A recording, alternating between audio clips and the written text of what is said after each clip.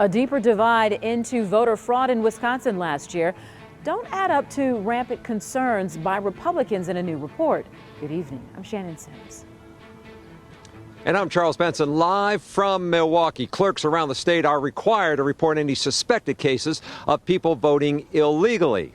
Well, a new report by the Wisconsin Elections Commission shows 41 possible cases, only 3 here in Milwaukee County. The 2020 presidential election that helped put Joe Biden in the White House was decided by fewer than 21,000 votes in Wisconsin out of 3.3 million cast.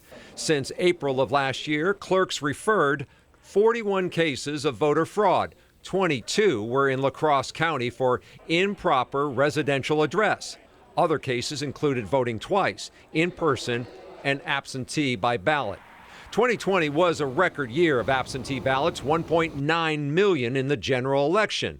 The Wisconsin Elections Commission says there is a check and balance system at the polls to prevent that from happening. It includes asking the voter who requested an absentee ballot but showed up to vote in person one question. Did you return your absentee ballot, yes or no?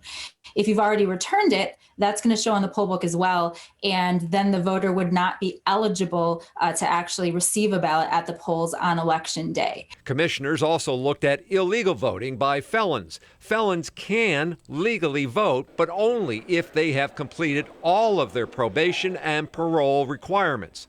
In the past decade, the commission reports 425 felon votes out of a total of 33 million votes.